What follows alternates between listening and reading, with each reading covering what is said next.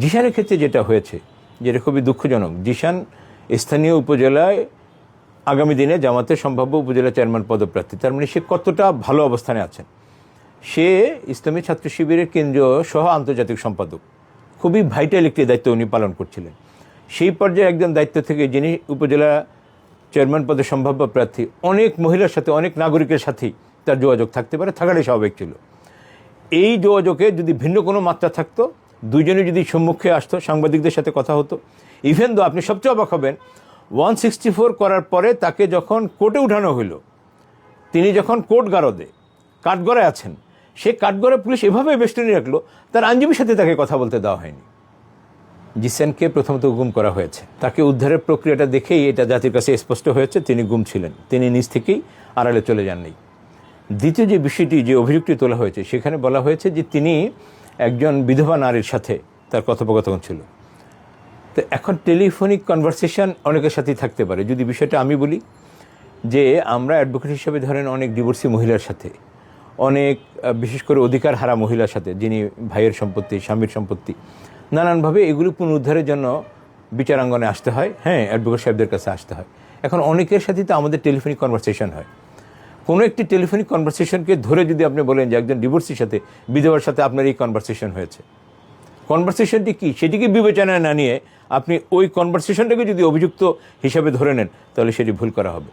জিশানের ক্ষেত্রে যেটা হয়েছে, যেটা খুবই দুঃখজনক, জিশান স্থানীয় উপজেলায় আগামী দিনে জামাতের সম্ভাব্য উপজেলা চেয়ারম্যান পদপ্রার্থী। তার মানে সে কতটা ভালো অবস্থানে আছেন।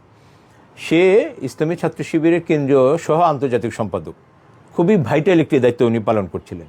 সেই পর্যায়ে একজন দায়িত্ব থেকে যিনি উপজেলা চেয়ারম্যান পদে সম্ভাব্য প্রার্থী, অনেক মহিলার সাথে, অনেক নাগরিকের সাথেই তার যোগাযোগ থাকতে পারে, থাকাটাই স্বাভাবিক ছিল। এই যোগাযোগে যদি ভিন্ন কোনো মাত্রা থাকতো, দুইজনে যদি সম্মুখে আসতো, সাংবাদিকদের সাথে কথা হতো, ইভেন দো আপনি সবচেয়ে অবাক হবেন, 164 করার পরে তাকে যখন কোর্টে উঠানো হইল, তিনি যখন কোর্টগারদে কাঠগড়ায় আছেন, সে কাঠগড়ায় পুলিশ এভাবে বেষ্টনী রাখলো, তার আইনজীবীর সাথে তাকে কথা বলতে দেওয়া হয়নি। আমি জানি না শব্দের অর্থ কী, ডালমেকুস কালা হয়, এর মধ্যে কি আছে এটি গোটা জাতির কাছে স্পষ্ট হয়েছে। সো জিশান এবং ইসলামী ছাত্র শিবির এই ঘটনায় একটি ষড়যন্ত্রের সম্মুখীন হয়েছেন, এবং ষড়যন্ত্রের অংশ হচ্ছে এই জিশান ঘটনা। সো আমি এখনও দৃঢ়ভাবে বিশ্বাস করি যে জিশান পরিশুদ্ধ, এবং জিশানের বিরুদ্ধে তার কথিত সেই মহিলাকে কথা বলতে না দেওয়া, সাংবাদিকদের সাথে, আত্মীয় স্বজনদের সাথে, কারণ আমাদের সিআরপিসির 182-তে বলা আছে যে গোটা বিচার প্রক্রিয়া হবে ওপেন, উন্মুক্ত, কোনো রাগঢাকের কোনো বিষয় নেই। ইভেন তো ক্যামেরা ট্রায়াল যেগুলি আমরা বলি, জজ সাহেবের খাস কামরায় যে বিচারটি হয়, সেই বিচারে কে কে থাকবেন সেটিও পরিষ্কার বলা আছে।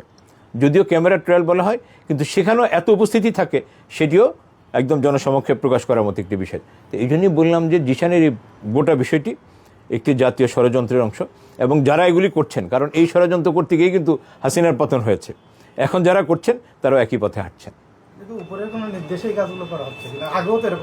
না, অবভিয়াসলি এটা এই জন্যই বলছি যে জিশান যেহেতু শিবিরের কেন্দ্রীয়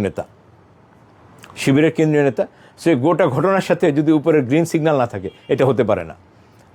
সো সেখানে স্বরাষ্ট্র মন্ত্রণালয় বলি, আইন মন্ত্রণালয় বলি, অথবা প্রধানমন্ত্রীর দপ্তর বলি, আমরা আশা করছি তারা সচেতন হবেন। কারণ আজকের যে সরকার, এই সরকারও কিন্তু আমাদের জুলাই আগস্টের আন্দোলনের ফসল। আমরা এই জনগণ তাদের সাথে নির্বাচনে ছিল, সংগ্রামে ছিল, আন্দোলনে ছিল, এবং সবশেষ সরকারও ছিল। সো এই সরকার এই জনগণের আন্দোলনের সরকার। এই সরকার যদি এই ভুলগুলো করে, তাহলে আমরা আন্দোলনের পক্ষে শক্তির জন্য এটা খারাপ সংবাদ। আমি ব্যক্তি হিসেবে যেটুকু দেখেছি, এবং বিশেষ করে পুলিশের এবং সরকারের কর্মকাণ্ড দেখে যা মনে হচ্ছে, এই সব কর্মকাণ্ড দেখে আমার কাছে বিশ্বাস হচ্ছে জিশান নির্দোষ এবং ফ্রেশলি সে বের হয়ে আসবে।